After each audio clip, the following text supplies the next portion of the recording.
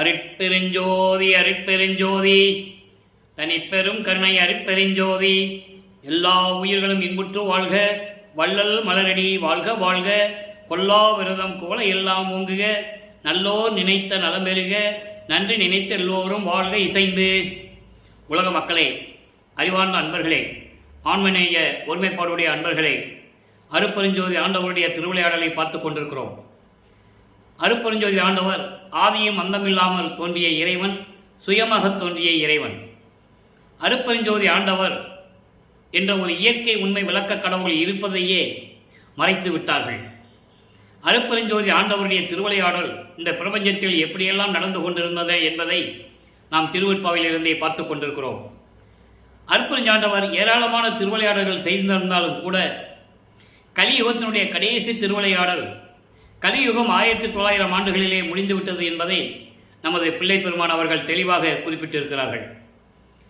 1823 ஆண்டு அருட்பெருஞ்சோதி ஆண்டவருடைய திருவிளையாடல் தொடங்கி 30/1/1874 ஆண்டு வரைக்கும் 51 ஆண்டுகள் திருவிளையாடல் நடந்து கொண்டிருந்தது.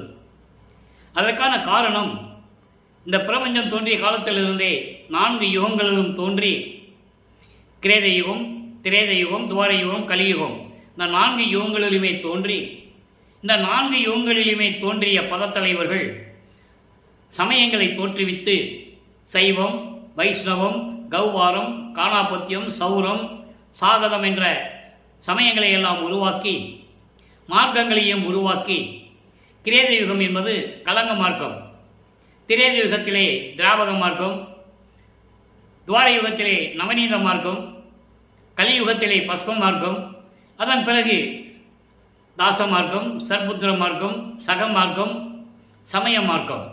இது சமய குறவர்கள் வந்தது. இப்படி சமயங்களும் மதங்களும் மார்க்கங்களும் உருவாகி கிறிஸ்துவ மதம், இஸ்லாமியம், சமணம், புத்தம், பௌத்தம் என்ற மதங்கள் எல்லாம் உருவாகி, அதை உருவாக்கியவர்கள் அந்தந்த சமயத்தினுடைய தலைவர்களை உருவகப்படுத்தி இப்படிதான் இருப்பார்கள் என்று உருவகப்படுத்தி ஆலயங்களை அமைத்து வழிபாட்டு முறைகளை அமைத்து மக்களை வழிபட செய்து விட்டார்கள். மக்களும் சமயங்களையும் மதங்களையும் மார்க்கங்களையும் பின்பற்றி கொண்டு அதில் சொல்லப்பட்ட வழிமுறைகளை எல்லாம் பின்பற்றி கொண்டு துன்பப்பட்டு கொண்டிருக்கிறார்கள். இந்த நிலை மாற வேண்டும். காரணம், யுகங்களுக்கு ஆயுள் காலம் உண்டு. 4 யுகங்களுடைய ஆயுள் காலம் முடிந்த உடனே ஒவ்வொரு யுகத்துக்கும் ஆயுள் காலம், அது முடிந்தவுடனே அடுத்த யுகம் பிறக்கும். இப்படி 4 யுகங்களும் ஆயுள் காலம் முடிந்தவுடனே அந்த யுகங்களிலே உண்டான மதங்களும் சமயங்களும் மார்க்கங்களும் அதனுடைய ஆயுள் காலம் முடிவடைந்து விட்டது. மக்களுக்கு தெரியவில்லை. அதை தெரியப்படுத்த வேண்டும். அதன் பிறகு இந்த உலக மக்கள் ஒரு ஆன்மீக மார்க்கத்தில் இருக்க வேண்டும். அது சுத்தம் சன்மார்க்கம் என்ற ஒரு மார்க்கத்தை அருட்பெருஞ்சோதி ஆண்டவர் நிறுவி, சுத்த சன்மார்க்கம் இறைவனால் படைக்கப்பட்டது, இறைவனால் உருவாக்கப்பட்டது, மீதியெல்லாம் அந்தந்த சமய தலைவர்களால் உருவாக்கப்பட்டது. அதை நீங்கள் புரிஞ்சுக்கணும். மக்களிடம் சுத்த சன்மார்க்கத்தை எடுத்து சொல்லுவதற்காகவும் உலக மக்கள் எல்லாம் சுத்த சன்மார்க்கத்தில் இணைந்து வேறுபாடுகள் இல்லாமல், முரண்பாடுகள் இல்லாமல் சமரசமாக வாழ வேண்டும் என்பதற்காகவும், மக்கள் எல்லாம் உயிர் நேயத்தோடும் உயிர் இரக்கத்தோடும் வாழ வேண்டும் என்பதற்காகவும், அதை சொல்லுவதற்காக தனது மகனை, தனதுடைய செல்வ பிள்ளையை, தன் அருளால் பெற்றெடுத்த ஒரு பிள்ளையை, ஆண்மகனை ஒரு தாயின் வழியாக இந்த பூலோகத்திற்கு வருவிக்க செய்தார் அருட்பெருஞ்சோதி ஆண்டவர். அப்படி வருவிக்க விட்டவர்தான் நமது பிள்ளை பெருமானவர்கள்.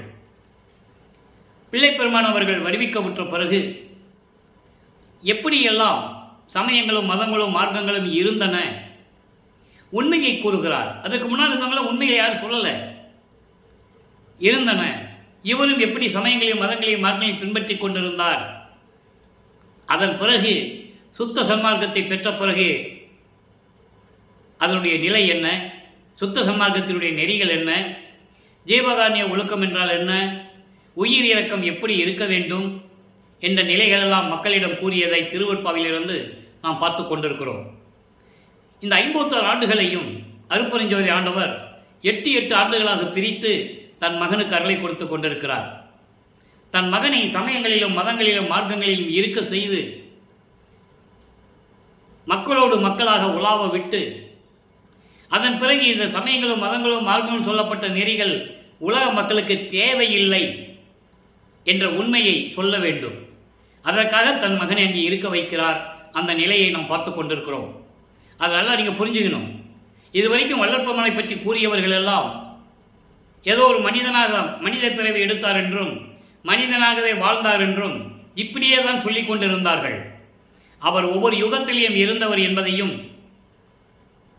எப்படியெல்லாம் ஒவ்வொரு யுகத்தில் இருந்தார் என்பதையும் திருவருட்பாவிலே கூறப்பட்டதிலே உண்மையிலிருந்து நாம் விளக்கிக் கொண்டிருக்கிறோம். நல்லா கவனிச்சுக்கிட்டே வரணும். நீங்கள் வருவிக்கவுற்ற 1ஆம் ஆண்டிலிருந்து 8 ஆண்டுகள் வரையிலும் இந்த உலகியலிலே செவிவில வந்த செய்திகளுடைய விளக்கங்கள்லாம் நமக்கு தேவையில்லை. அது உண்மையாகவும் இருக்கலாம், மாறுபட்டும் இருக்கலாம். அந்த விளக்கத்துக்குள்ளே நம்ம போக வேண்டாம். ஏன்னா ஒருத்தர் சொல்லி எழுதுனது அப்படியே கேள்விப்பட்டு வந்தது. திருவருட்பாவில் இருக்கின்ற உண்மை மட்டும், ஏனால் இது இறைவனால் அருளப்பட்டது. வள்ளற்பெருமான் அவர் கையால் திருக்கரங்களால் அருளப்பட்டது திருவருட்பா. அதை நீங்கள் நல்லா புரிஞ்சுக்கணும். அப்போ திருவருட்பாவில் இருக்கிறதா உண்மை. பாடல்களில் இருக்கின்ற நிகழ்ச்சிகள், உலகத்தினுடைய பிரபஞ்சத்தினுடைய உண்மைகள், ஏற்கனவே மறைக்கப்பட்ட உண்மைகள் எல்லாமே திருவருட்பாவில் வரும்.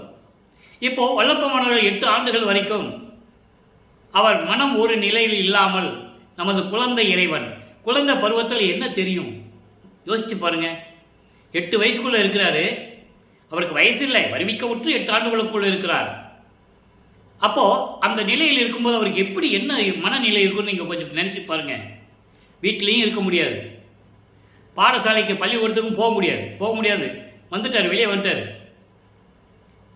இப்படி நிலைகள் இருக்கும்போது 9ஆவது ஆண்டில், அதாவது 2வது 8, 9ஆவது ஆண்டில் தொடக்கத்தில் இறைவன் அவர் முன்னால் தோன்றி, நல்லா கவனிக்கணும். இப்போ வள்ளற்பெருமான் அவர்களுக்கு சுத்த சன்மார்க்கம் இருக்கிறது தெரியாது. அருப்பரஞ்சோதி ஆண்டவர் ஒரு ஆண்டவர் இருக்கிறது அவருக்கு தெரியாது. சமயத்தின் சைவ சமயத்தின் தலைவன் சிவபெருமான் தான் இறைவன் தெரியும். நல்லா புரிஞ்சுக்கிட்டீங்க. அப்போ அவர் முன் இறைவன் தோன்றி, மகனின் என்னால் வருவிக்க உற்றவன் என்ற நிலையை மட்டும் கூறிவிட்டு, ஞானத்தை பெற்றுக்கொள் என்று சொல்லி, முன்பருவம் பின்பருவம் காட்டி உனக்கு அருள் செய்வேன் என்று சொல்லி மறைந்து விடுகிறார். அப்போ பிள்ளை பெருமான் அவர்கள் 9ஆவது ஆண்டு தொடக்கத்தில் ஞானத்தை பெற்றுக் கொள்கிறார். மீதி எல்லாம் மறைப்பு நிலையில் இருக்கிறது. இவர் எப்படி பிரபஞ்சத்திலிருந்து விண்ணுலகத்திலிருந்து பூலோகத்துக்கு வந்தார், எப்படி அந்த சின்னைமையருடைய கருவறையிலே இருந்தார், சிதம்பரத்திலே எப்படி சிதம்பர ரகசியத்தை தன் தந்தை அருப்பெருஞ்சோதி ஆண்டவர் காட்டியதை எப்படி பார்த்தார் என்பதை எல்லாம் சுத்த சன்மார்க்கத்தை பெற்ற பிறகு கூறியதை, அந்த விளக்கத்தை எல்லாம் நாம் பார்த்து விட்டோம். அதன் பிறகு என்ன நடந்தது என்பதை தான் இப்போ நம்ம பார்த்துக்கிட்டு இருக்கோம். அப்போ 9ஆவது ஆண்டில் ஞானத்தை பெற்ற பிறகு இவர் இறைவனிடம் முறையீடு செய்கிறார். முன்னால் நடந்ததெல்லாம் அவருக்கு மறைப்பு நிலையில் இருக்கிறது. அதை நீங்கள் நல்லா புரிஞ்சுக்கணும். மறைப்பு நிலை இருக்கிறது. புராணங்களிலும் காவியங்களிலும், அன்பர்களை, நான் திருவருட்பாவை பற்றி பேசும்போது மற்ற நூல்களை பற்றி நான் பேசுவதில்லை. இருந்தாலும் ஒரு சில இடங்களில் எடுத்துக்காட்டுகளுடன் உதாரணங்களுடன் சொல்ல வேண்டியிருக்கிறது. புராணங்களிலும் காவியங்களிலெல்லாம் திருவிளையாடல் நடந்ததை சொன்னார்கள். சிவபுராணத்திலே சிவபெருமான் எப்படியெல்லாம் திருவிளையாடல் செய்தார், கௌபார சமயத்தின் தலைவனாகிய முருகன் அவனுடைய திருவிளையாடல்களை சொன்னார்கள் கந்த புராணத்தில்.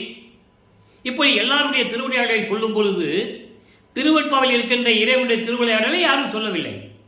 காரணம், இது சமயங்களையும் மதங்களையும் மார்க்கங்களையும் ஜாதிகளையும் கடந்த அற்புதமான ஒரு நூல் திருவருட்பா. அதுக்கு அவங்களுக்கு பிடிக்காதனால மேடையில் ஏறி பேசினவங்களும் சொல்லலை, அதை பற்றி தெரிஞ்சவங்களும் சொல்லலை.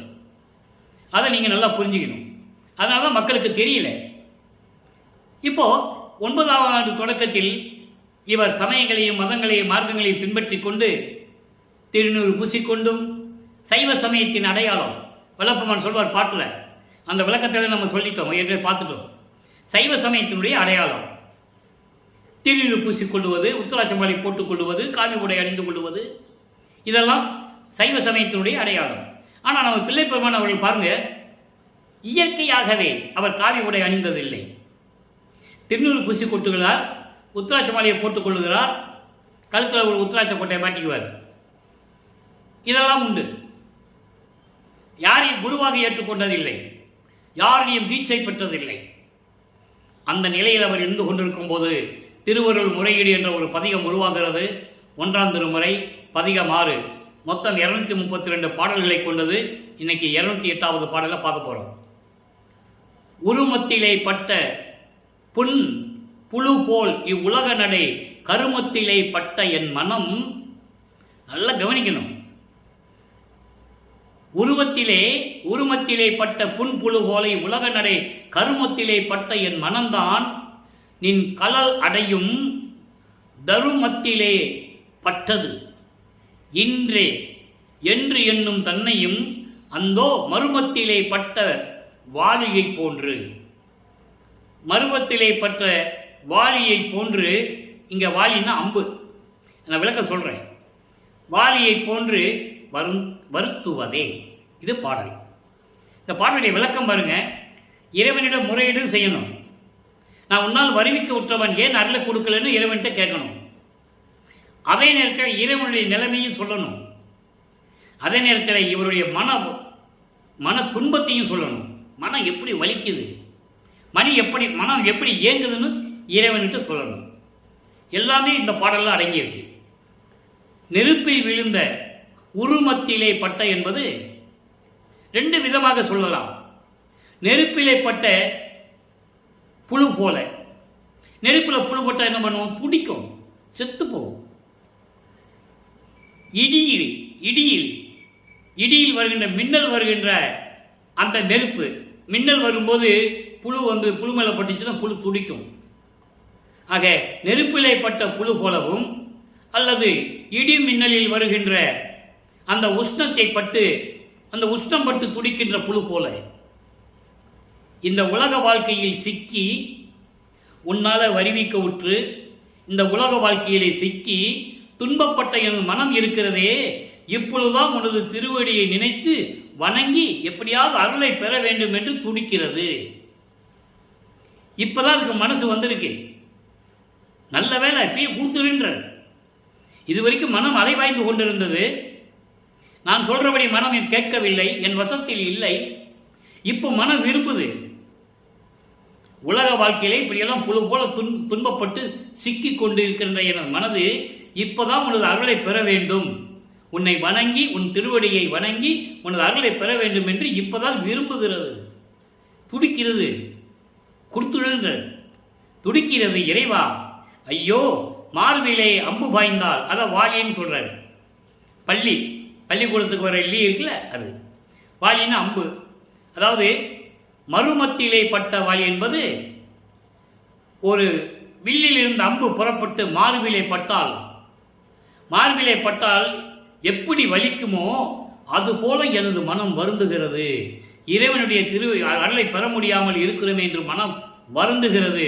எனவே இறைவா, உடனே மனம் மாறுவதற்குள், இந்த மனம் அந்த நினைப்பு மாறுவதற்குள், அந்த நிலை மாறுவதற்குள் எனக்கு அருளை கொடுத்து விடு, விரைவில் வந்த அருள்வாயாக.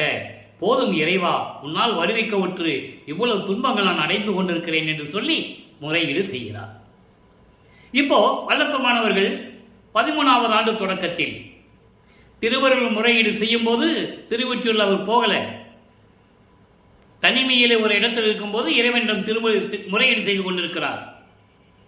அங்கதான் மகாதேவ மாலை உருவாகிறது, சிவநேச வெண்பா உருவாகிறது, வடிவுடை மாணிக்க மாலை திருவொற்றியூருக்கு வந்துடும். நல்லா புரிஞ்சு, அது 1ஆம் திருமுறை தான், அது திருவொற்றியூருக்கு வந்துடும்.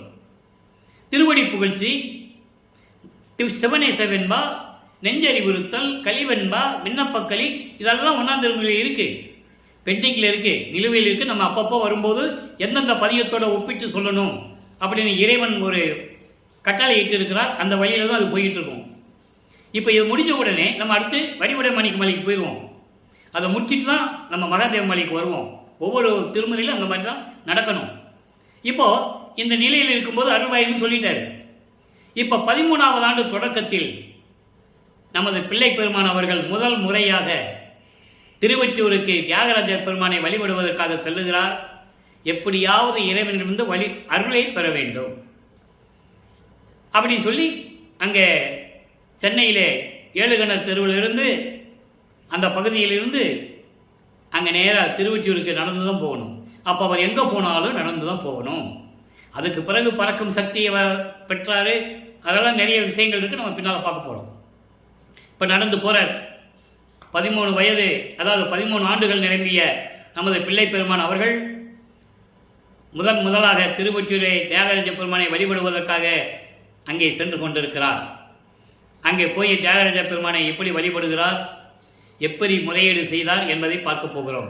9வது ஆண்டிலிருந்து, வருவிக்க உற்ற 9வது ஆண்டிலிருந்து 16 ஆண்டுகளுக்குள் என்ன நடந்தது என்பதை 2ஆம் திருமுறையிலிருந்து நாம் பார்த்து கொண்டிருக்கிறோம். 2ஆம் திருமுறை நான் ஏற்கனவே கூறியது போல தினமும் கூற வேண்டியிருக்கிறது. மக்களுக்கு தெரியணும் எந்தெந்த திருமுறையிலிருந்து எந்தெந்த பாடலிலிருந்து உண்மைகள் வெளி வருகின்றன என்று மக்களுக்கு தெரியணும். இதுவரை 23 பதியங்களை நம்ம பார்த்துட்டோம். 23 பதியங்களுடைய ஒரு சுருக்கம். ஏன்னா இன்னைக்கு புதுசாக பதிவு பார்த்தாங்கன்னா உங்களுக்கு புரியணும். தியாகராஜ பெருமானை போய் வழிபடுவது அங்கே எந்த விதமான பலனும் இல்லை. நிறைய பதியங்கள் பாடல்கள் உண்டு. பொதுவான விளக்கம் இதான். எந்த விதமான அருளையும் பெற முடியவில்லை. அதன் பிறகு திருமுல்லை வயல் சொல்லுகிறார். அங்கே மாசிலாமணி மாசிலாமணி என்று உருகி உருகி பாடுகிறார். உன்னால் வரிவிக்க உற்று இவ்வளவு துன்பங்களை அடைந்து கொண்டிருக்கிறேன், வெளியும் சொல்லக்கூடாதுன்ட்ட, வெளியும் சொல்லவும் முடியல நான் யாருன்னு. இங்கே உன்னை தேடி வந்து அருளை பெற வேணும்னா என்னை பார்த்து ஏன் வந்தன்னு கூட ஒரு வார்த்தை கேட்க மாட்டேன்ற, எதுக்காக வந்தேன்னு பேசவும் மாட்டேன்ற, நான் யாரோ போல நீ நினைச்சுக்கிட்டு இருக்க. அது ஒரு பாடலிலே சொல்லுவார். புதிய நல்லே தொன்று தொட்டு உனது பூங்கழலுக்கு அன்பு பூண்டவன் என்று சொல்லுவார். புதியன் என்ற என்னை போக்குதலோ நீர், பூர்வித்தினும் உனது பூங்குழலுக்கு அன்பு பூண்டவன், அந்த பழம் கணக்கினை பார்ப்பதில் என்ன. ஒரு இடத்துல சொல்லுவார், மன வெறுத்து போய் சொல்லுவார், நான் பழசெல்லாம் நீ சொல்லணும்னு நினைக்கிறியா, எல்லாம் அவுத்து விட்டுருவேன். நீ என்ன சொன்ன, நீ எதுக்காக இங்கே வர சொன்ன பூலோகத்துக்கு, எல்லாத்தையும் வெளியே பப்ளிக்காக சொல்லிடுவேன் சொல்லுவார். ஆக அந்த நிலையில் இருந்து கொண்டு இப்போ திருவல்லித்தாயத்துக்கு போவார். அருளை பெற முடியாது. இப்போ திருவொற்றியூருக்கு வந்து இனிமேல் திருவொற்றியூரை விட்டு நம்ம எங்கேயும் போக வேண்டாம் அப்படின்ற ஒரு நிலைக்கு வரும்போது இன்று 24வது பதிகம் தியாக விண்ணப்ப பதிகம் என்ற பேர். 1வது பாடல் தியாக விண்ணப்ப பதிகம் என்பது இறைவனுடைய புகழை சொல்லிவிட்டு எனக்கு நீ அருளை கொடுக்காவிட்டால் உன்னை எப்படி நான் இறைவன் என்று கூறுவது, எப்படி நான் உன்னை இறைவன் என்று கூறுவது. இந்த நிலையிலிருந்து கொண்டு இந்த பதிகத்தை நமக்கு அருளியிருக்கிறார்கள். ரொம்ப அற்புதமாக இருக்கும். நல்ல கவனிங்க. காலார் குழலால் உமையோடு அயில்வேல் காலையோடும் தான் அமருகின்ற ஏறார் கோலம் கண்டு கலிப்பான் கலிப்பான் என்னும் எமக்கு ஒன்று அருளானே. நீ எனக்கு அருளை கொடுக்காவிட்டால் நீரார் சடைமேல் பிறை ஒன்று உடையான் நிதிக்கோன் தோழன் என நின்றான் பேரார் ஒற்றியூரான் தியாக பெருமான் பிச்சை பெருமானே. பிச்சைக்காரன் நீ கேட்குற, இதெல்லாம் வச்சுக்கிட்டு நீ எனக்கு அருளை கொடுக்கறது, நீ பிச்சைக்காரன். அந்த நிலையில் இந்த பாடலை நமக்கு அருளியிருக்க. அப்படின்னா அவருடைய மனநிலை பாருங்க எப்படி இருந்திருக்கணும்.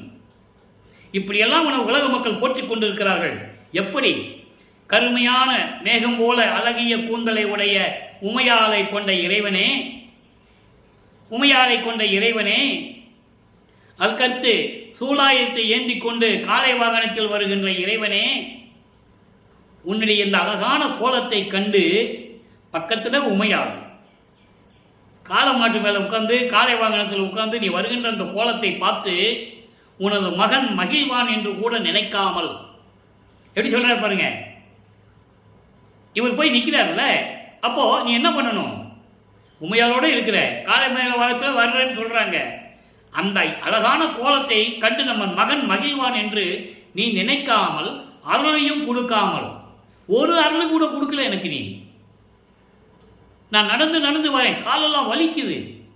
ஒரு பாடலில் சொல்லுவார், காலெல்லாம் வலிக்குது, மனம் இழைக்குது, நான் என்ன செய்வேன்னு கேட்குற. அப்படி நீ அருளை கொடுக்காவிட்டால் நீ கங்கை மேலே, அதாவது தலை மேலே கங்கையை வச்சுக்கிட்டு பிறை சந்திரனை சூடி வச்சுக்கிட்டு நிதிக்கோன் தோழன். நிதிக்கோன் தோழன்னா குபேரன். குபேரனுக்கு தோழனாக இருந்து கொண்டிருப்பேன் சொல்லுவதில் என்ன பயன்? நீ ஒரு பிச்சைக்காரன் தானே. இதெல்லாம் நீ வச்சுக்கிட்டு இருந்து என்ன பிரயோஜனம்? எனக்கு அருளை கொடுக்கலன்னா யாரு நீ? பிச்சை பெருமான். தியாகராஜ பெருமான் கிடையாது, நீ பிச்சை பெருமான்ற. எவ்வளவு அழகா சொல்ற பாருங்க. இங்க ஏன் குபேரனை கொண்டு வராரு? அதுக்கு காரணம் இருக்கு. இது இறைவன் கொடுத்த விளக்கம். நீங்க எந்த தமிழ் அகராதியிலும் எடுத்து பார்க்க முடியாது, யாரும் சொல்லவும் முடியாது. ஏனால் இறைவன் எனக்கு கொடுத்த தயவினாலேயும் கருணையாலே பெற்ற விளக்கம் இது. அதை நான் பெருமிதத்துடன் பெரும் மகிழ்வுடன் கூறிக்கொள்ள தாழ்மையுடன் கேட்டுக்கொள்கிறேன். இங்க பாருங்க, குபேரனை ஏன் இங்கே குறிப்பிடாரு? குபேரனுக்கு தோழன். குபேரன் என்கின்றவன் சிவபெருமானுடைய பக்தன். அவன் அங்கே இலங்கையிலே போர் முடிந்து எல்லாம் போன பிறகு எல்லாம் அழிஞ்சு போச்சு. குபேரனை மட்டும் தனியாக கொண்டு வந்து இங்க ஒரு ராஜ்யத்தை கொடுத்து அவனுக்கு பெரும் செல்வத்தை கொடுத்தவன் சிவபெருமான்.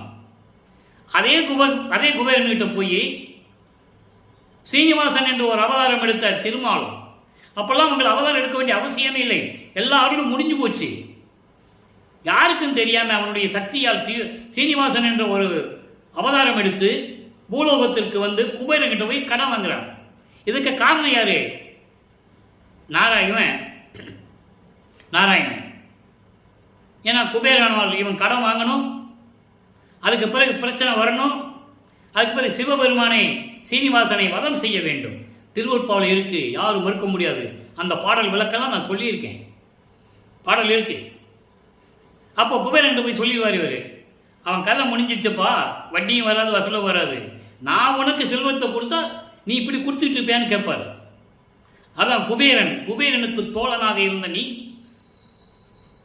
அதை தான் இங்கே சொல்றாரு. இவ்வளவு பாடல் சொல்லும்போது குபேரனுக்கு தோழன் சொல்ல வேண்டிய அவசியம் இல்லை. அங்கே பிரபஞ்சத்தின் உண்மை இருக்கு. குபேரனை எப்படி செல்வனானான், எப்படி குபேரனானான் உலக மக்களுக்கு சொல்றாரு. அப்படி தோழனாக இருந்தவன் நீ என்ன இருந்து என்ன பிரயோஜனம்? தியாகராஜன் பெருமான் வச்சுக்கிட்டு நீ திருவொற்றியூரில் இருந்து இவ்வளவு செல்வாக்கோட இருக்குன்னு சொல்றாங்க. இருந்து என்ன பிரயோஜனம்? எனக்கு நீ அருளை கொடுக்காவிட்டால் நீ ஒரு பிச்சை பெருமான், பிச்சைக்காரனுக்கு சமன் சொல்ற. இவ்வளவு அற்புதமான ஒரு பாடல் பதிகத்தை திருவொற்பாவிலே இருக்கிறது என்பதை யாரும் இந்த உலக மக்களுக்கு தெரிவிக்கவில்லை. அப்ப இந்த நிலையில் இருக்கும்போது அவருடைய மனநிலை எப்படி இருந்திருக்கும் யோசனை பண்ணி பாருங்க. மகன், இறைவனால் வருவிக்கொற்ற மகன் தெரியும். பிரமனால் படைக்கப்பட்டவர் அல்ல நமது பிள்ளை பெருமான் அவர்கள். திருமாலால் காக்கப்பட்டவர் அல்ல,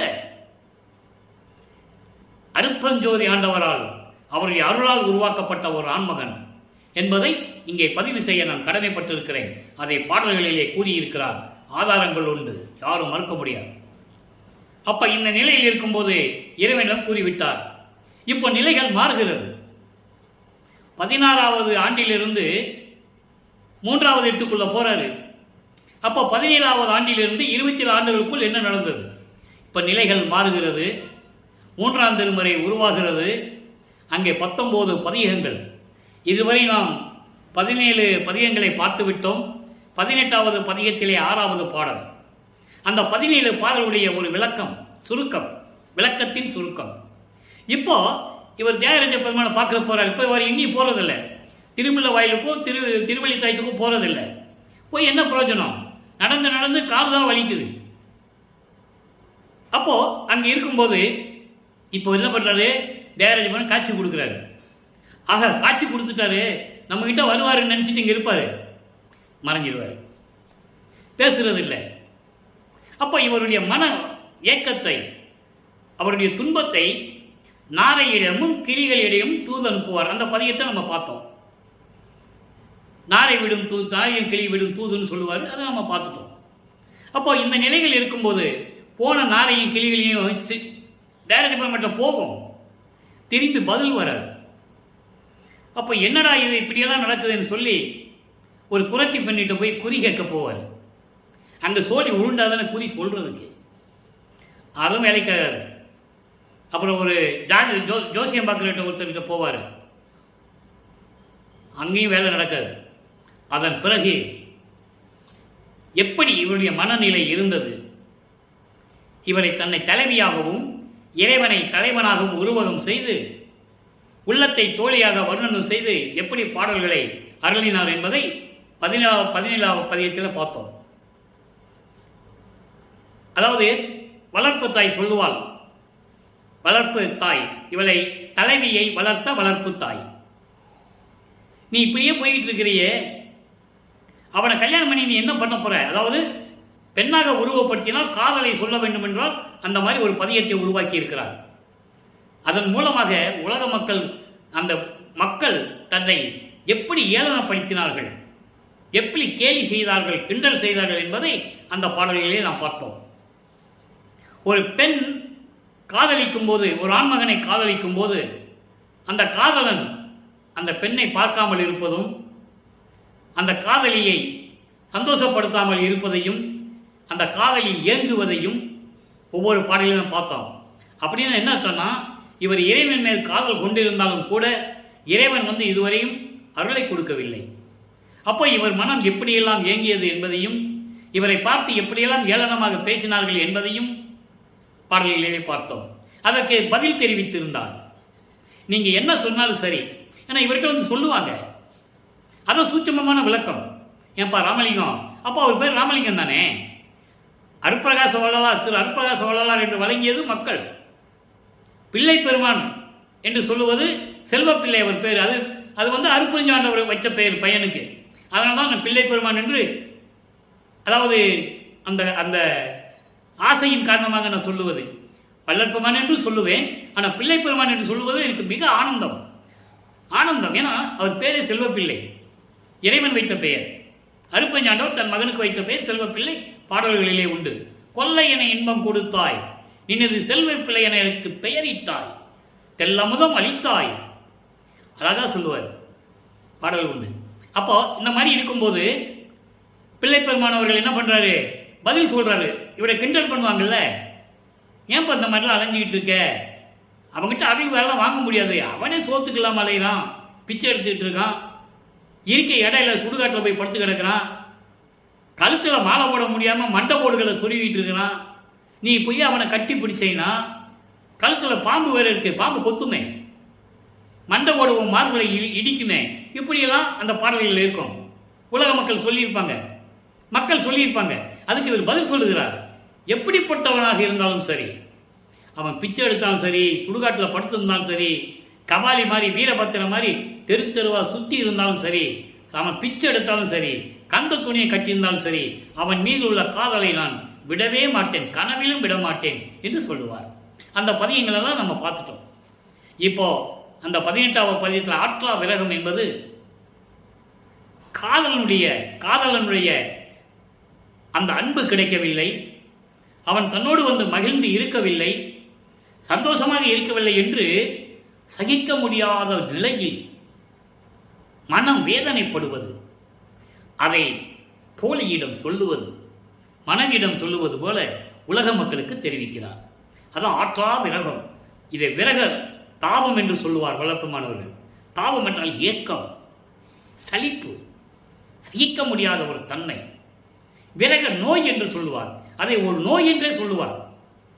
ஒரு காதலன் காதலியை பார்க்காவிட்டால் அது ஒரு விரக நோய் என்று சொல்லுவார். அந்த நிலையில் இந்த பதிகம் இருந்து கொண்டிருக்கிறது. நல்லா பாருங்க.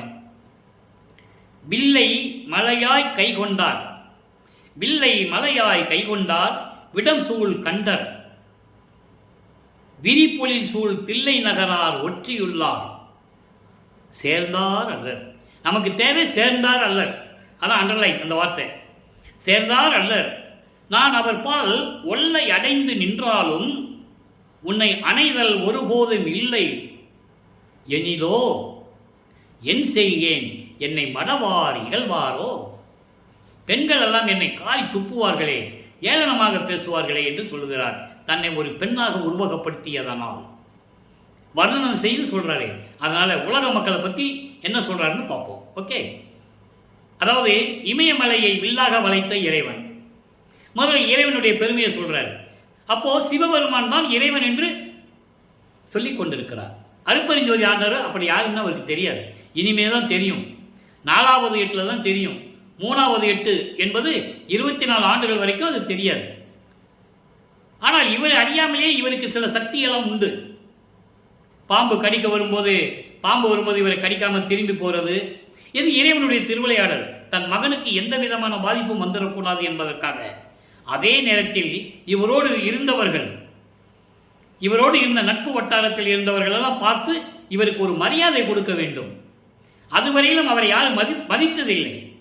இவர் ஒரு பொருட்டாக எண்ணியதில்லை, ஒரு மனுஷனாக கூட நினைச்சதில்லை. அந்த நிலை மாற வேண்டும் என்பதற்காக 3வது எட்டில் இவரை அறியாமலேயே, இவருக்கு தெரியாமலே சில சக்திகள் அவருக்கு உருவாக்கி கொடுத்தார் அருட்பெருஞ்சோதி ஆண்டவர் என்பதை இங்கு நான் பதிவு செய்ய கடமைப்பட்டிருக்கிறேன். ஆக இந்த நிலையில் அவர் என்ன சொல்றார் பாருங்க, வில்லை மலையாக கை கொண்டார், இமயமலையை வில்லாக வளைத்தவர், பார்க்கடலை கடையும் போது தேவர்களுக்காக அமுதம் வேண்டும் என்பதற்காக பார்க்கடலை கடையும் போது அங்கே அரக்கனாகிய பாம்பு வச்சுதான் கடையிறாங்க. அந்த பாம்பு விஷத்தை அந்த அமுதத்தில் கக்கிறது, உமிழ்கிறது. என்ன செய்தது என்று தெரியாமல் தேவர்கள் கவலைப்பட்டு கொண்டிருந்த நேரத்தில் அந்த விஷத்தை தான் உண்டு கழுத்தில் நிறுத்தி கொண்டார். அதான் மணிகண்டன் என்று சொல்லுவார். மணிகண்டன், விடற்று கண்டர் அப்படிலாம் சொல்லுவார். அதை இங்கே சொல்றாரு, விடம் சூழ் கண்டர். விடம்னா கொடிய விஷம். விஷத்தை கழுத்தை நிறுத்தி கொண்ட இறைவன் பண்ணைகளும் வயல்களும் நீர்நிலைகளும் சூழ்ந்த அழகான தில்லை நகரில் இருந்த இறைவன் இப்போ திருவொற்றியூரில் இருக்கிறாரு. தில்லையில் இருந்த இறைவன் இப்போ திருவொற்றியூரில் இருக்கிறார். அப்போ திருவொற்றியூருக்கு எப்போ இறைவன் வந்தார்னு சொல்லுவார். அந்த விளக்கத்தை நம்ம பார்த்துட்டோம். அவன் எப்போ வந்தார் திருவொற்றியூருக்கு? சுந்தரன் கூட்டு வந்தார். சுந்தரன் வரும்போது நான் சென்னைக்கு போகிறேன், நீ என் கூட வான்னு கூட்டு வந்துட்டார். அவன் சக மார்க்கத்திலே சேர்ந்தவன். இறைவனை தோழனாக கொண்டு இந்த உலகத்திலே பிறந்த அத்தனை அடியார்களை விட இவன் தான் ரொம்ப இம்சப்படுத்தினது சிவபெருமான சுந்தரன். திடீர்னு நான் ஒரு பொண்ணை கால் வைக்கிறேன், தூது போன்னு சொல்லுவான். நான் பிச்சை எடுக்க மாட்டேன், எனக்கு கேவலமாக இருக்கு, நீ பிச்சை எடுத்து கொடுன்னு சொல்லுவான். இன் தொண்டர் பசியார கச்சூரின் மனைதோறும் இறக்க நடை கொள்ளும் பதம் திருவடி புகழ்ச்சியில் வரும். இப்படியெல்லாம் இருக்கின்ற இறைவன், அப்படிப்பட்ட இறைவன் சேர்ந்தார் அல்ல, இன்னும் என்கிட்ட வந்து சேரலை. நான் வருவிக்க ஒற்று 24 ஆண்டுகள் ஆயிடுச்சு, இன்னும் வந்து இறைவன் எனக்கு அருளை கொடுக்கலன்னு சொல்றாரு. உலக மக்களுக்கு தெரிவிக்கிறார். ஏன்னா இதெல்லாம் சொல்லணும். இந்த உண்மைகளை, திருவுட்பாய்க்கு என்ற உண்மைகளை மக்களிடம் யாரும் சொல்லவில்லை. அதான் வேதனையான விஷயம். சொல்லியிருந்தா இதுக்குள்ள சுத்த சன்மார்க்கம் உலக மக்களுக்கு தெரிஞ்சிருக்கும். வல்லற்பமான் தான் இறைவன் என்ற நிலை அவருக்கு தெரிஞ்சிருக்கும். யாருமே சொல்லலை. அதுக்கடுத்து பாருங்க, சேரவில்லை, இன்னும் வந்து சேரல. நான் ஓடி போய் அவர்கிட்ட போய் எனக்கு அருளை கொடுன்னு நான் கேட்டுட்டா அதெல்லாம் ஒன்று அனுப்பிச்சிக்க முடியாது, உனக்கு அருளெல்லாம் கொடுக்க முடியாதுன்னு சொல்லிட்டாருன்னா, எண்ணிலோ உன்னை அணைதல் ஒருபோதும் இல்லை எண்ணிலோ. நான் ஓடி போய் அவர் வரல, அதை விட்டுருங்க சொல்றாரு. மக்களே, அவர் வரல, என்கிட்ட விட்டுருங்க. நான் ஓடி போய் அவர்கிட்ட போய் என்னை கட்டி பிடிச்சிக்கோ, எனக்கு சுகத்தை கொடு, அருளை கொடுன்னு நான் சொன்னா ஒல்லை என்பது விரைந்து போய் உடனே ஓடி போய் என்னை கட்டி அனுப்பிக்கையா, எனக்கு சுகத்தை கொடு, அருளை கொடுன்னு நான் சொல்லும்போது அதெல்லாம் உனக்கு அனுப்பிச்சிக்க முடியாது, உனக்கு அருளை கொடுக்க முடியாதுன்னு அவர் சொல்லிட்டாருன்னா நான் என்ன செய்வேன்? ஏன்னா அவருக்கு நம்பிக்கை இல்லை. அதை சொல்லுவார், என்னாகுமோ ஏதாகுமோ என்று நான் திகைத்து கொண்டிருக்கிறேன் என்று சொல்லுவார் ஒரு பாடலிலே. அப்போ இந்த நிலையில் இருக்கும்போது பெண்கள் எல்லாம் என்னை இழிவாக பேச மாட்டார்களா? ஏன்னா இவர் ஒரு பெண்ணாக உருவகப்படுத்தினால் பெண்கள் என்று சொல்றார். இப்படியெல்லாம் நான் போய் ஓடி சென்று அவர்கிட்ட கேட்டு அவர் அதெல்லாம் உனக்கு அருளை தர முடியாதுன்னு அவர் சொல்லிட்டாருன்னா நான் என்ன செய்வேன்? மக்களெல்லாம் என்னை கேவலமாக பேச மாட்டார்களா? ஏற்கனவே நான் துன்பப்பட்டு கொண்டிருக்கிறேன் என்று சொல்லி இந்த பாடலை அருளியிருக்கிறார். இப்போ பாருங்க, இந்த நிலைகள் எல்லாம் மாறுகிறது. வல்லப்பெருமான் அவர்கள் 32 ஆண்டுகள் கடந்து விட்டார், வருவிக்க உற்று. இந்த நிலையில் 4வது எட்டில் இருக்கும்போது 24 ஆண்டுகளை கடந்தாச்சு. இப்போ 25வது ஆண்டிலிருந்து 25வது ஆண்டிலிருந்து 32 ஆண்டுகளுக்குள் என்ன நடந்தது? 4ஆம் திருமுறை உருவாகிறது. 4வது எட்டில் 4ஆம் திருமுறை உருவாகிறது. 4ஆம் திருமுறையிலே அன்பு மாலை, திரு அருட்பிரகாச மாலை, சௌந்தரிய மாலை, ஆனந்த மாலை, அபராத மன்னிப்பு மாலை, இதெல்லாம் நம்ம பார்த்துட்டோம். நிலுவையில் என்ன இருக்குது? பிரசாத மாலையும் பத்தி மாலையும் அபராத மன்னிப்பு மாலையும் இருக்குது. அடுத்த பதியத்தில் பாடல்கள் வரும்போது அந்த கனெக்டிவிட்டி வரணும். அது அப்போ தான் நம்ம சொல்லுவோம். ஏன்னா பிரசாத மாலையெல்லாம் அற்புதமாக சொல்லுவார். எல்லாம் சொல்லிட்டு இருக்காங்கல்ல, வல்லப்பமான் திருநூறு பூசிட்டு இருந்தார், உத்தராட்ச கோட்டையை போட்டிருந்தாருன்னு சொன்னார்ல, அதை ஏன் விட்டார்? யார் சொல்லி விட்டார்? எதுக்காக அதை வேண்டான்னு சொன்னார்? அப்படிங்கிறது பிரசாத மாலையில் இருக்குது. நம்ம பார்க்க போகிறோம். அதை வரும்போது நம்ம பார்க்கும்போது இது மனசில் வச்சுக்கங்க. அப்போ இந்த நிலையில் இருக்கும்போது இவர் 27வது ஆண்டில் முக்கியமான இறைவனுடைய திருவிளையாடல் தனக்கோடி அம்மையாருக்கு தாலி கட்டி அந்த அம்மாவுக்கு மோட்ச வீட்டை காட்டி விமோசனத்தை கொடுத்து உயர்ந்த நிலையை கொடுத்தது. அந்த அம்மாவுக்கு அதன் பிறகு அந்த நினைவுகள்லாம் வந்து பின்பு மறைப்பு நிலை ஏற்படுகிறது. இதெல்லாம் சூட்சமமான விளக்கங்கள். அந்த அம்மா வெளியே சொல்ல முடியாது. அந்த அம்மா வெளியே சொல்ல முடியாது. எனக்கு தாலி கட்டிய மாமனாக இருந்தவர் ராமலிங்கம் இறைவன் என்று அந்த அம்மாவில் சொல்ல முடியாது, சொல்லக்கூடாது. நல்லா கவனிச்சுக்கணும் நீங்கள். இது இறைவனுடைய ரகசியங்கள். அதனால் அந்த அம்மாவும் வெளியே சொல்லலை. அந்த திருமணத்தின் போது பிரம்மன் திருமணம் உட்கார்ந்துருக்காங்க மனமேடையில். மனித கண்களுக்கு தெரியாது, மானிட பிறவிகளுக்கு தெரியாது இல்லையா? இப்போ அவர் உத்து பார்க்குறாரு, பிரம்மன் திருமல் எல்லாம் வந்திருக்காங்க, நம்ம அப்பா அம்மா வரலையே, அருப்பஞ்சாண்டவரும் சிவகாமி வள்ளி வரலையேன்னு என் மனசு எப்படி ஏங்கியது என்பதை அங்கே அருப்பிரகாச மாலையிலே 95வது பாடலில் நம்ம பார்த்துட்டோம். மனப்போது வீற்றிருந்தான் மாலையன் அது முதலியோர், என் அம்மையும் தாயும் தந்தையும் வரவில்லை என்று மனம் அழுக்காறு எப்படி நடந்தது தெரியுமா, எப்படி மனம் இருந்தது தெரியுமா என்று கூறுவார். அந்த விளக்கத்தையும் பார்த்துட்டோம். அதுக்கு எப்படி மணமக்களை வந்து வாழ்த்துனாங்கன்றதையும் பார்த்துட்டோம். 2 தேரில் வந்து 2 குதிரை மாட்டின தேரில் அருப்பஞ்சாண்டவர் சிவகாமிகள் வந்து மகனை எப்படி வாழ்த்தி விட்டு சென்றார் என்பதையும் பார்த்து விட்டோம். இப்போ நிலைகள் மாறுகிறது. அந்த அம்மாவுக்கு தாலி கட்டியாச்சு, விமோசனத்தை கொடுத்தாச்சு. அது ஒரு திருவிளையாடல். அது ஏற்கனவே நிர்ணயிக்கப்பட்டது. அதனால தான் அந்த அம்மா வந்து இவர் வருவிக்க விட்ட குடும்பத்தில் சொந்தக்கார பெண்ணாக வருகிறார். இவர் தாய் மாமனாகிறார் அந்த பெண்ணுக்கு. அது உலகியல் விளக்கம். அது நீங்கள் நல்லா புரிஞ்சுக்கணும். அப்போ இந்த நிலையில் இருக்கும்போது இப்போ 33வது ஆண்டு தொடங்குகிறது வருவிக்க உற்று. இப்போ 5வது எட்டில் இருக்கிறார் வல்லப்பெருமான். அப்போ 33வது ஆண்டிலிருந்து 40 ஆண்டுக்குள் என்ன நடந்தது என்பதை நாம் ஏற்கனவே பதிவுகளை பார்த்துட்டோம். 33வது ஆண்டு தொடக்கத்தில் சுத்த சன்மார்க்கத்தை வாங்க வேண்டும். தத்துவங்களை கடந்து, அந்தங்களை கடந்து, அண்டங்களை கடந்து, வெளிகளை கடந்து, பரவெளி, பரம்பரவெளி, பராவெளி, பெருவெளி, பெருசுகவெளி, எல்லா வெளிகளையும் கடந்து சுத்த சிவஞான வழிக்கு செல்லுகிறார். அங்கதான் சத்தியஞான சபை இருக்குது. அங்கதான் அருப்பஞ்சாண்டவர் இருக்கிறார். அப்போ அங்க மகனுடைய வருவைக்காக அருப்பஞ்சாண்டவர் எதிர்கொண்டிருக்கிறார். இவர் போராறு மகனை வரவேற்கிறார் அருப்பெருஞ்சோதி ஆண்டவர். அங்கே அமைந்த சத்தியஞான சபையில் அமைந்த சிங்காசனத்திலே அமர வைத்து மணிமுடி சூட்டி ஏமசித்தியை கொடுத்து, சாகா கல்வியை கொடுத்து, தத்துவங்களை எப்படியெல்லாம் கடக்க வேண்டும் என்ற நிலைகளை, விளக்கங்களை எல்லாம் கொடுத்து, எல்லாம் முடித்த பிறகு கடவுள் நிலை அறிந்து அம்மையமாக வேண்டிய நிலையை மட்டும் அவருக்கு நீமே தர வேண்டும். சரியக்கிரிய யோகம் என்ற 12 நிலைகளையும் கடந்து விட்டார். அது சமயங்களையும் மதங்களையும் மார்க்கங்களையும் கடந்த நிலைகள். சரியை என்பது ஏற்கனவே நான் விளக்கம் கொடுத்திருக்கிறேன். உருவங்களை, அதாவது தங்களுக்கு ஏற்ற தலைவர்களை, கர்த்தாக்களை மனதில் நினைத்து கொண்டு உருவகப்படுத்தி அந்த உருவத்தை வழிபடுவது. கிரியை என்பது அந்த உருவங்களுக்கு வேள்வி வளர்த்து மந்திரம் சொல்லி வழிபடுவது. சைவ சமயத்தை சேர்ந்தவர்கள் எல்லாம் நமச்சிவாயா, சிவாய நமா, ஓம் சிவாய நமா, சிவசிவாய் என்று சொல்லி வழிபடுவார்கள். அது கிரியை, யோக நிலை. அது சமயங்களையும் மதங்களையும் சார்ந்த யோக நிலைகள்.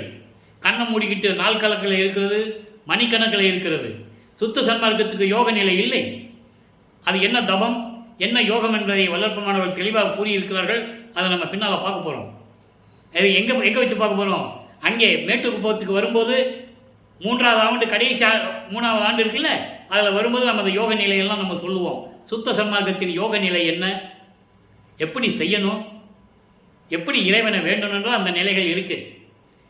அதை நீங்கள் மனசில் வச்சுக்கோங்க. அதுக்கு பின்னால் சொல்லலாம். இப்போ இந்த நிலைகள் எல்லாம் கடந்து எல்லா வேலையும் முடிஞ்சு போச்சு. எல்லாத்தையும் மகனுக்கு கொடுத்தாச்சு. மகனை இன்னும் 19 இன்னும் அதாவது 33 ஆண்டு 40 ஆண்டுகள் முடிஞ்சு போச்சு.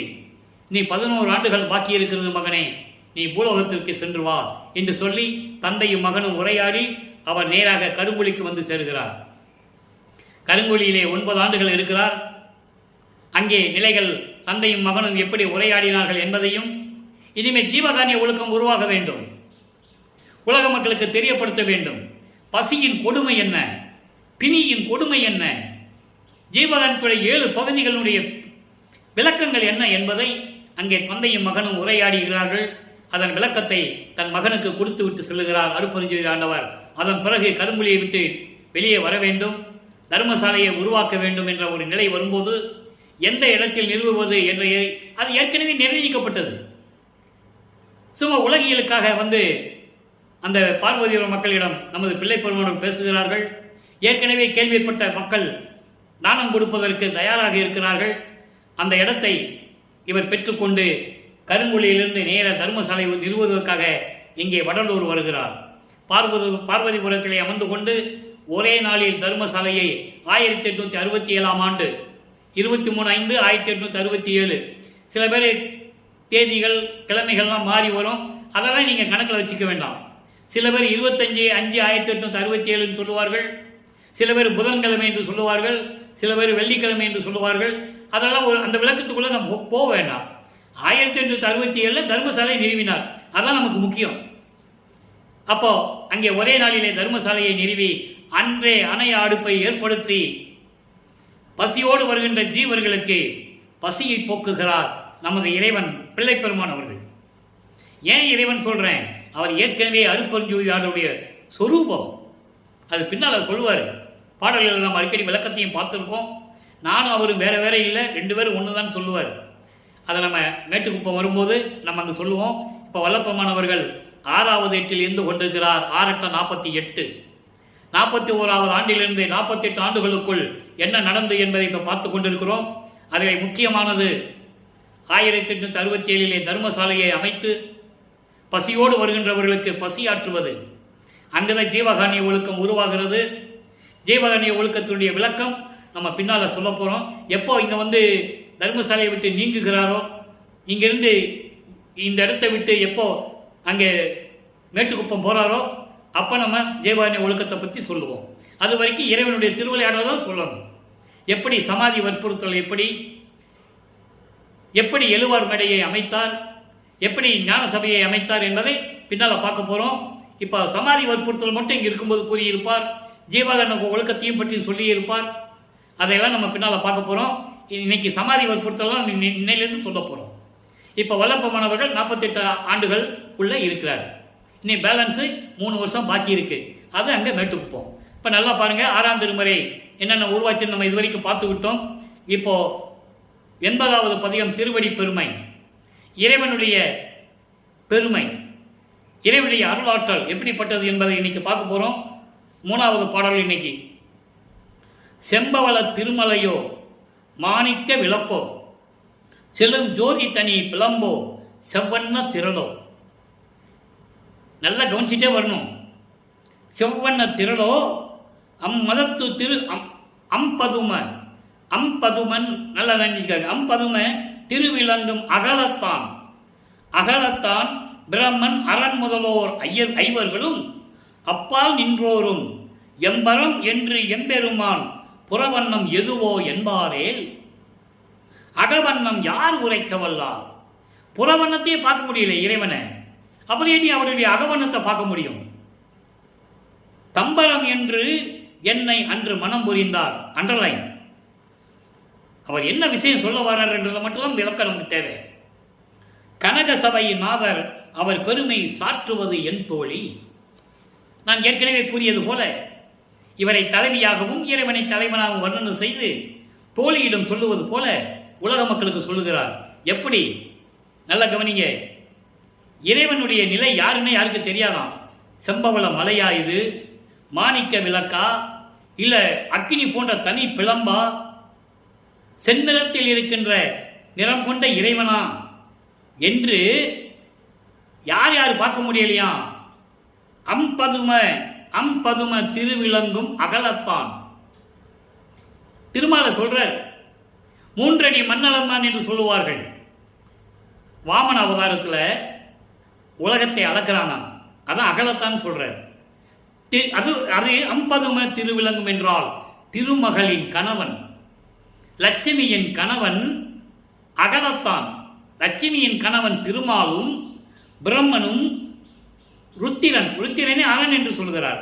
ருத்திரன் போன்ற ஐவர்களும், ஐவர் என்று மகேஸ்வரன் சதாசிவன் சேர்த்துக்கணும், ஐவர்களும் அப்பால் நின்று பொங்கும் தேவர்களும், தேவர்கள், சித்தர்கள், முனிவர்கள், சத்தர்கள், சக்திகள் எல்லாரும் சேர்ந்து இறைவன் யாருன்னே தெரியல, எங்களுக்கு கடவுள் யாருன்னே தெரியல என்று சொல்லி இறைவனுடைய புறவண்ணத்தையும் அவங்களால பார்க்க முடியல.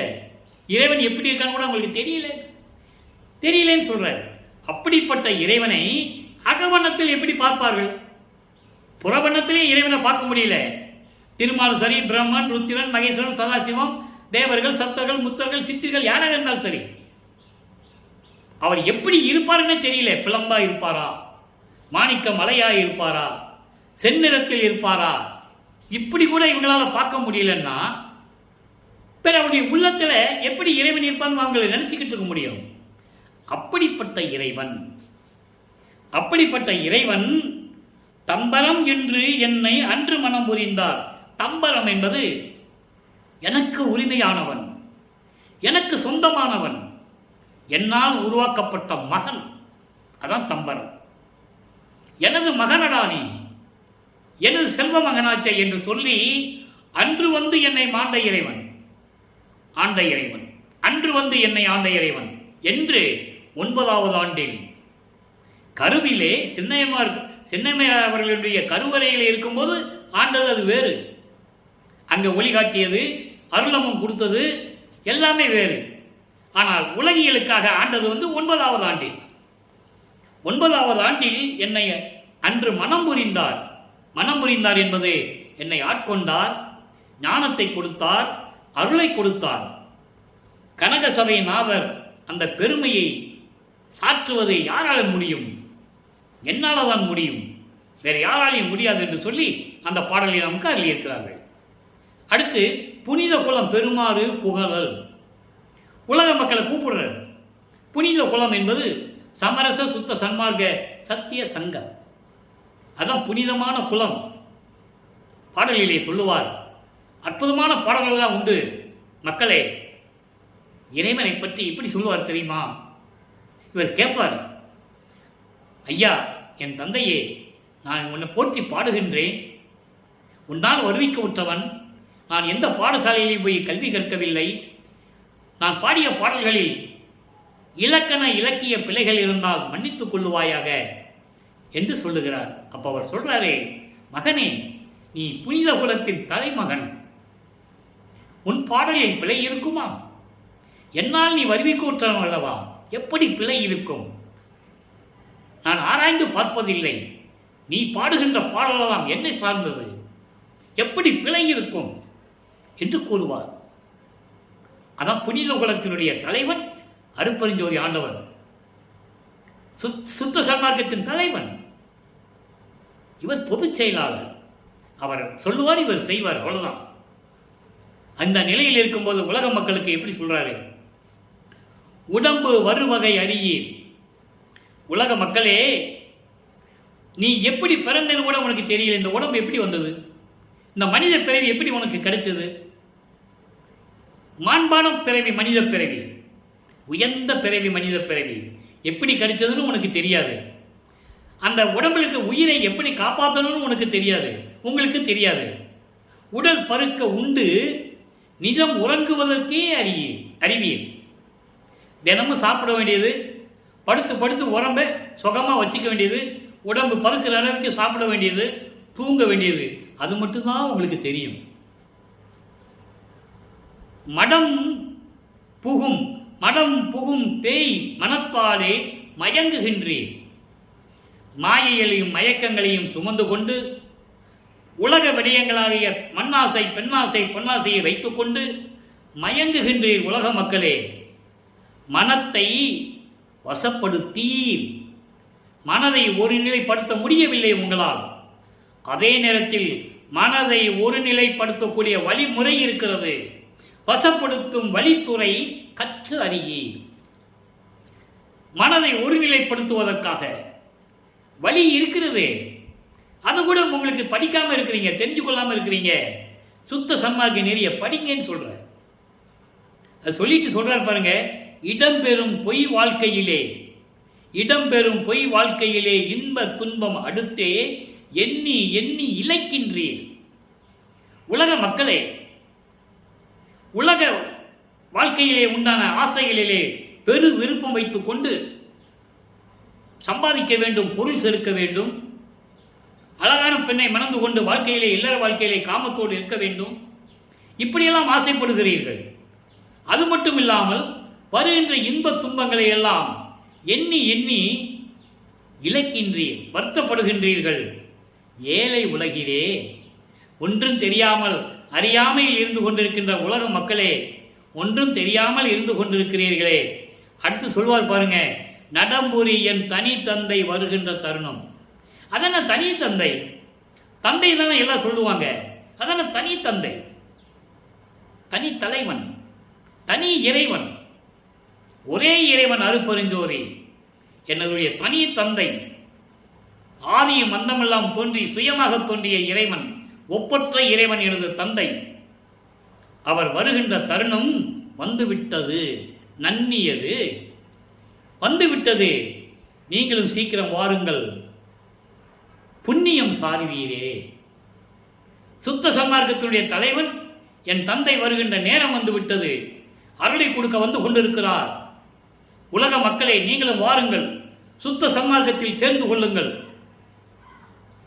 புண்ணியத்தை சம்பாதித்துக் கொள்ளுங்கள், புண்ணியம் பெற்றுக் கொள்ளுங்கள் என்று சொல்லுகிறார். மரணமில்லா திருவாழ்வை பெற்றுக் கொள்ளுங்கள் என்று சொல்லுகிறார். இந்த விளக்கத்தை தான் ஏன் வருவிக்க விட்டேன் என்ற ஒரு பாடலிலே சொல்லுவார். அகத்தை கருத்து புறத்தை வெளுத்திருந்த உலக அனைவரையும் சகத்தை திருத்தி சன்மார்க்கத்தை அடைவித்திட, சன்மார்க்கத்தில் சேர்க்கணும், எல்லாரும் இன்பமாக வாழ வேண்டும், அவரும் இகத்தை பரத்தை பெற்று மகிழ்ந்திடுவதற்கென்றே. அதான் இங்க சொல்றார். நீங்க வாங்க, என்னை உகத்தே இறைவன் வருவிக்க விட்டேன். உகம் என்பது இந்த யுகம், கலியுகத்திலே வருவிக்க விட்டேன், அருளை பெற்றேன் என்று சொல்லுவார். அப்போ சுத்த சன்மார்க்கத்தில் இருந்தா உங்களுக்கு எல்லா அருளும் கிடைக்கும். உலக மக்களே வாங்க வாங்க வாங்கன்னு கூப்பிடுறது. யாருங்க கூப்பிட்டது? எந்த மார்க்கத்தில் எந்த தலைவன் கூப்பிட்டான்? யாரு புலையும் கொலையும் தவித்து விடுங்கள் என்று யார் சொன்னது? மாமிசங்க சாப்பிடாதீங்க, உயிரை கொலை செய்யாதீங்கன்னு யார் சொன்னது?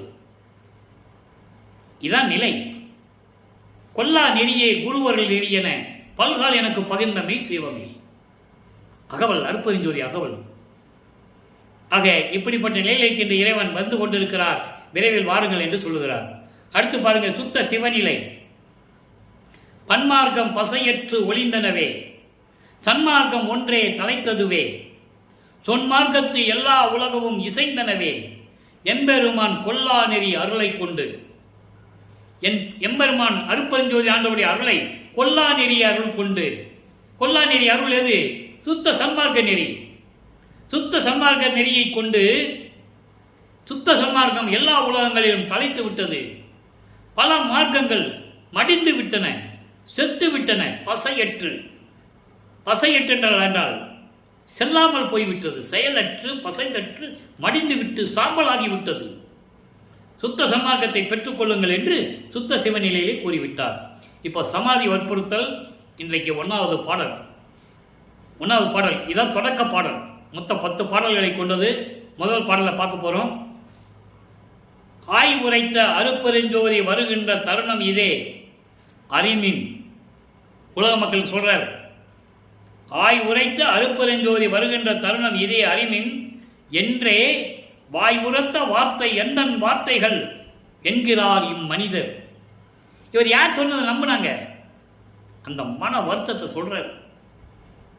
வாய் வார்த்தை என்கின்ற இம்மனிதர் அந்தோ தாய் உரைத்த திருப்பொதுவில் நடம்புரிந்து என் உள்ளம் கலந்த தலைவா. இறைவனிட்ட சொல்றார், இங்கே இந்த பூலோகத்தில் நீ உரைத்த திருவார்த்தை என அறியார் இவர் அறிவின் நிகழ்ச்சி என்னே. இது பாடல். எப்படி சொல்றார் பாருங்க. அதாவது அருட்பெருஞ்சோதி ஆண்டவர் வருகின்ற நேரம் இப்பொழுதுதான் என்று நான் சொன்னதை அறிந்து சொன்னதை, என் பெருமான் என்னிடம் சொன்னதை நான் மக்களிடம் சொல்லுகிறேன். அருட்பெருஞ்சோதி ஆண்டவர் வருகின்ற தருணம் வந்துவிட்டது என்று நீங்கள் தெரிந்து கொள்ளுங்கள் என்று நான் சொல்லும்போது நான் வேண்டும் என்று, அதாவது வெறும் வாய் வார்த்தை என்று சொல்லி இந்த உலக மக்கள், இந்த மனிதர்கள் சொல்லுகிறார்கள், நினைக்கிறார்கள். என்னுடைய வார்த்தைகள் என்கிறார் இம்மனிதர்கள். ஐயோ, நான் என்ன செய்வேன்? எப்படி மனிதர்களுடைய ஏக்கம், மனிதர்களை பற்றி எப்படி கவலைப்படுறார் பாருங்க.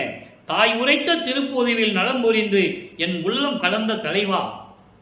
அங்கே திருச்சிற்றம்பலத்திலே இருந்து கொண்டு, சுத்த சிவஞான வழியில் இருந்து கொண்டு, என் உள்ளத்தில் கலந்த தலைவா, என் இறைவா, என் தந்தையே, இப்படியெல்லாம் நான் சொல்லுகிறேன். யாரும் கேட்பதில்லை இந்த பூலோகத்தில். இந்த மனிதர்கள் எல்லாம் நான் ஏதோ வேண்டும் என்று சொல்வதாகவும், நானாக கட்டுக்கட்டி சொல்லுவதாகவும், பொய் சொல்கிறேன் என்றும் நினைத்து கொண்டிருக்கிறார்கள். நீ சொன்ன வார்த்தை தானே நான் சொன்னேன். இதை உலக மக்களுக்கு தெரியவில்லை என் இறைவா. எவ்வளவு கீழ் நிலையில், இழிவான நிலையில் இருந்து கொண்டிருக்கிறார்கள் என்பதை நினைக்கும் போது மனம் வருந்துகிறது. இறைவனே, எப்படி வருந்துகிறார் தெரியுமா? உலக மக்களுக்காக. எந்த இறைவன் வருந்தியது? உலக மக்களுக்காக. எந்த ரிஷிகள் முனிவர்கள் வரம் இருந்தார்கள் உலக மக்கள் இன்பமாக இருக்க வேண்டும் என்பதற்காக? யாருமே இல்லை. அப்பா, இந்த நிலையில் இருக்கும்போது அவருடைய மனநிலையை பற்றி இந்த பாடலில் நாம் கூறிவிட்டோம். இதை ஏன் சொன்னாரு? யாரும் நம்பலை. இவரை என்ன சொன்னாலும் ஏதாவது சொல்லிட்டு தான் இருப்பார். இந்த ராமலிங்கத்துக்கு ஒரு வேலை இல்லை. ஏதாவது சொல்லுவார், எங்கேயோ போயிடுவார். 6 மாதம் 3 மாதம் எங்கேயோ போயிட்டு வருவார். திருப்பி வந்து உட்காந்துக்கிட்டு ஏதாவது சொல்லுவார். இதெல்லாம் நம்ம கேட்கணுமா? இப்படிதான் இருந்தார்கள். இதுதான் உண்மை. சதி செய்கிறார்கள் என்று சொல்லுவார். அந்த பாடலில் விளக்கம் உண்டு. ஆதாரத்தை காட்ட நிரூபிக்க தயாராக இருக்கிறேன். அந்த விளக்கத்தையும் நான் சொல்லியிருக்கிறேன். உடன் இருந்தவர்கள் எல்லாரும், சுற்றி இருந்தவர்கள் எல்லாம் சதி செய்தனர் என்று சொல்லுவார். யார் என் பேச்சை கேட்கலன்னு சொல்றாரு? இங்க கூட சொல்றாரு. இப்படிப்பட்ட நிலையில் இருக்கும்போது அவர் தனித்திரு அலங்களிலே ஒரு பாடலிலே கூறுவார். நல்ல கவனிங்க. 110வது பதிகம் 42வது பாடல். பொருள் பெறும் மறைகள் அனந்தம், ஆகம்பல் புகழும் ஓர் அனந்தம், போல் போந்த தெருள் பெருவெளி மட்டது, அளவிலா காலம் தேடியும் காண்பிலா சிவமே. யாரும் பார்க்க முடியாத சிவன். சிவன் சிவன்னா இங்கே சிவம், சிவன் வேறு சிவம் வேறு. சிவம்னா அருப்பெருஞ்சோதி, சிவன்னா சிவபெருமான், அவன் சைவ சமயத்தினுடைய தலைவன். சிவம் என்பது அருப்பெருஞ்சோதி, சுத்த சன்மார்க்கத்தின் தலைவன். அங்கே எப்படி வேணா இருக்கலாம். சிவன் சொல்லிட்டு என்ன வேணாலும் பண்ணலாம், எப்படி வேணா இருக்கலாம். ஆனால் சிவம்னு சொல்லிட்டா இப்படி தான் இருக்கணும், நெறி இருக்கு. அதான் சுத்த சன்மார்க்க நெறி. அந்த விளக்கத்தை நம்ம பின்னால் பதிவு பண்ண போகிறோம், நீங்கள் பார்த்துக்கலாம். அப்போது இந்த வேதங்களும் ஆகமங்களும் இறைவனை தேடி தேடி அலையுது. அதாவது அளவு கிடந்த காலம், எத்தனையோ ஆண்டுகள் தேடி அலைஞ்சும் பார்க்க முடியல. அதை மகாதேவ மாலையில் சொல்லுவார். 1ஆம் திருமுறை மகாதேவ மாலை 5வது பதிகம் 9வது பாடலிலே சொல்லுவார். அளவு கடந்த காலம், சித்தர் யோகர் அறிஞர் மலர் அயோன், அதாவது பிரம்மணி சேர்த்து சொல்லிடுவார். மலர் அயோன்னா செந்தாமரையில் இருக்கின்ற பிரம்மன். அயோன் அனந்த வேதம். அதான் இங்க சொல்றாரு. அனந்த வேதம், களவு இறந்தும் கருணாதி இறந்தும் கடும் செய்யும் தவத்தால் காண்பரை தாம் கடவுளாகி. எவ்வளவு தவம் செஞ்சாலும் சரி, எவ்வளவு இருந்தாலும் சரி, பார்க்க முடியல இறைவன் என்று சொல்லுகிறார். அது அப்படிப்பட்ட இறைவன் மறும் பெரும் பகை தீர்த்து என்னை ஆட்கொண்ட வல்லலே சொல்லிட்டாரா? சமயங்களையும் மதங்களையும் மார்க்கங்களையும் எல்லாம் அந்த தடைகள் எல்லாம் நீக்கி, முக்கிய தடைகள் என்று சொல்லுவார். சுத்த சன்மார்க்கத்தின் முக்கிய தடைகள் எது? சமயங்கள், மதங்கள், மார்க்கங்கள் என்று சொல்லுவார். எவ்வளவாற்றை நீக்கி என்னை ஆட்கொண்ட இறைவனே, அருப்பெருஞ்சோதியே, அம்பலத்தரசே, அம்மையே, அப்பனே, நான் சொல்லுவதை மக்கள் யாரும் கேட்பதில்லை என்று உன்னிடம் விண்ணப்பம் செய்கிறேன் என்று கூறிவிடுவார். அடுத்து ஒரே ஒரு பாடல் விளக்கம், மெய்யர்கள் வியப்பு. நல்லா கவனிக்கணும். இவருடைய நிலையை சொல்றார் பாருங்க.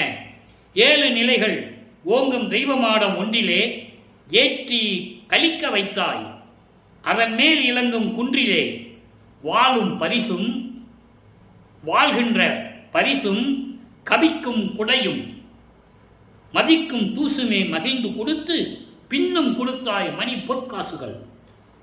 இது எப்படி நீங்க விளக்கம் சொல்லுவீங்க? நூல் விளக்கம் மட்டுமே யார் வேணா சொல்லலாம், அது கூட சொல்ல முடியாது.